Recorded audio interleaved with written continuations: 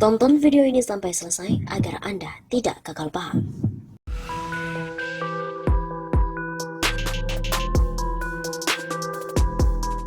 Halo Sobat Tamim Satu Safa, kembali lagi bersama dengan kami untuk mengulas fakta-fakta perpolitikan dan juga informasi terkini di tanah air. Aktivis gugat Undang-Undang IKN ke MK, sebut pemindahan ibu kota ini bentuk tirani dari kekuasaan.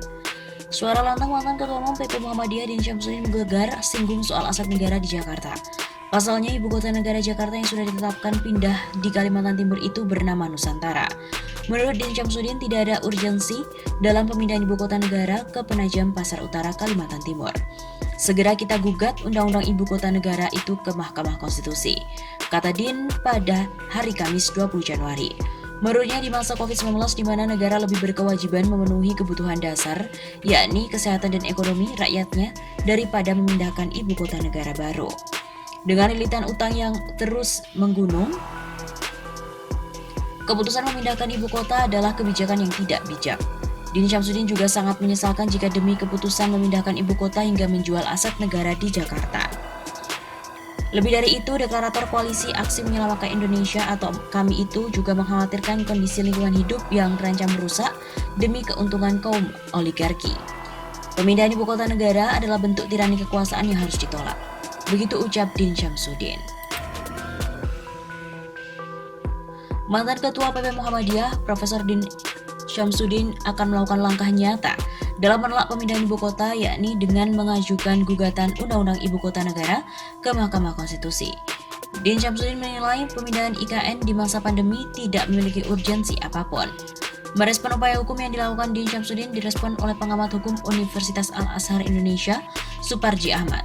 Menurut Suparji, apa yang dilakukan mantan Ketua Dewan Pertimbangan MUI itu adalah hal yang biasa dalam negara demokratis. Kata Suparji, siapapun yang merasa dirugikan bisa menyalurkan hak konstitusionalnya melalui Mahkamah Konstitusi. Pihak yang merasa dirugikan hak konstitusionalnya atas suatu undang-undang pada dasarnya dapat menguji konstitusionalitas undang-undang itu kepada MK. Demikian kata Suparji. Dijelaskan Suparji, dengan digugat ke MK, Undang-Undang IKN dapat diuji dari aspek formil maupun material. Melalui MK akan diuji pada aspek formil dan material dari undang-undang itu, termasuk juga akan diuji bukti kerugian konstitusional daripada pemohon. Begitu pungkasnya. Selain itu, pengamat politik dari Universitas Al-Azhar, Ujang Komarudin juga menilai proyek pemindahan ibu kota negara baru dari DKI Jakarta ke Kalimantan Timur hanyalah proyek milik elit pemerintah. Proyek yang bakal menggunakan anggaran pemilu dari Pemulihan Ekonomi Nasional atau PEN itu dinilai bukan berdasarkan kepentingan rakyat. IKN itu kan kepentingan elit, bukan kepentingan rakyat. Kurang tepat jika anggaran pemulihan ekonomi untuk EKN, kata Ujang saat dihubungi. Ujang juga menyayangkan adanya pernyataan Menteri Keuangan Sri Mulyani yang menyebutkan anggaran pemindahan IKN tahun 2022 akan mencatut anggaran PEN. Padahal, seyogyanya anggaran PEN dimaksimalkan untuk rakyat yang kini masih terdampak pandemi. Mestinya uang tersebut adalah untuk rakyat yang terdampak COVID, banyak rakyat yang terkena PHK, hilang kerjaan, dan juga periuk nasinya. Mestinya ya dibantu. Begitu jelas Ujang. Lebih lanjut, Ujang juga menyatakan bahwa IKN bahkan seolah menjadi harga mati di mata Jokowi. Dengan adanya persepsi itu, maka Menteri Keuangan akan berupaya semaksimal mungkin untuk mencari, menyesuaikan, dan mengadakan dana untuk IKN. IKN itu harga mati bagi Jokowi, maka soal uang akan disesuaikan, dicari-cari, dan diada-adakan oleh Menteri Keuangan. Di sisi lain, ia juga mengingatkan pemerintah bahwa penggunaan anggaran PEN untuk IKN jelas akan melukai hati rakyat. Sebab hal itu terkesan dipaksakan di tengah pandemi COVID yang hingga kini masih mewabah. Sebelumnya, Menteri Keuangan Sri Mulyani mengungkapkan anggaran pemindahan IKN tahun 2022 ini akan mencatut anggaran pemulihan PEN. Asal tahu saja, pemerintah menyiapkan dana program PEN tahun 2022 sebesar 451 triliun rupiah. Dana itu sejatinya dianggarkan untuk penanganan pandemi, pemberian bantuan sosial, dan pemulihan ekonomi masyarakat. Seperti diketahui, untuk tahun 2022, paket pemulihan ekonomi sebesar 450 triliun rupiah masih belum dispesifikasi seluruhnya. Jadi ini anggaran nanti mungkin bisa dimasukkan dalam bagian program PEN sekaligus bangun momentum pembangunan IKN. Begitu jelas Sri Mulyani.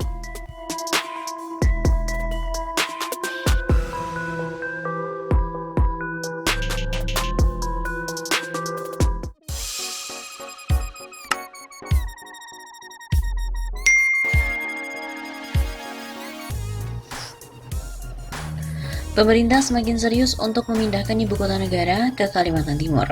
Anggarannya pun terungkap mayoritas akan menggunakan APBN atau Anggaran Pendapatan dan Belanja Negara. Dilihat dari situs resmi IKN Senin 17 Januari, pembangunan IKN mayoritas berasal dari APBN di mana porsinya sebesar 53,5% dan sisanya 46,5% menggunakan dana lain dari skema kerjasama pemerintah dan badan usaha, swasta, serta BUMN. Padahal sebelumnya pemerintah menekankan bahwa anggaran pindah ibu kota negara akan seminim mungkin menggunakan APBN karena lebih mengandalkan sektor swasta dan lainnya. Hal itu pernah disampaikan oleh Jokowi saat membacakan acara buka puasa bersama dengan pejabat dan pimpinan lembaga negara di Istana Negara pada 6 Mei 2019. Artinya anggaran kita siap menjalankan keputusan ini, tetapi saya sampaikan ke Menteri Keuangan tidak membebankan APBN, cari skema agar APBN tidak terbebani. Begitu kata Jokowi. Jokowi menekankan pembangunan ibu kota negara bukan semata-mata mendirikan bangunan baru. Dia juga ingin magnet pembangunan di Indonesia tak hanya berpusat di Jawa saja, sehingga pemindahan ke tengah-tengah wilayah di Indonesia bisa membawa magnet pembangunan merata ke wilayah lainnya. Apabila kita membiarkan hal itu berlanjut tanpa ada upaya yang serius, maka ketimpangan akan semakin parah. Untuk itu, rencana pemindahan ibu kota baru ke Pulau Kalimantan diletakkan dalam konteks ini sehingga akan mendorong pertumbuhan ekonomi baru, sekaligus memacu pemerataan dan keadilan ekonomi di luar Jawa. Tutur Jokowi dalam pidato RAPBN dan Nota Keuangan 2020 di Gedung DPR pada hari Jumat 16 Agustus pada tahun 2019 yang lalu. Janji tak bebani APBN. Pembangunan ibu kota baru yang katanya tidak akan membebankan APBN juga pernah dikatakan oleh staf khusus Presiden bidang ekonomi yang kala itu dijabat oleh Ahmad Erani Yustika. Dia mengatakan bahwa pembiayaannya akan banyak bersumber dari BUMN maupun swasta. Pemerintah sendiri nanti akan sangat minimal menggunakan dana dari APBN, terbatas sekali, katanya dalam acara diskusi Perspektif Indonesia di Gado-Gado Boplo, Jakarta pada Sabtu 4 Mei 2019 silam. Selain itu, Erani juga menjelaskan bahwa penggunaan APBN nantinya tidak digunakan secara langsung. Maksudnya, seluruh pembiayaan ibu kota baru dari beberapa persen APBN akan dicicil. Arahan dari Presiden akan sedikit sekali pakai APBN, karena APBN nantinya akan diambil dari anggaran multi-year. Begitu ujarnya.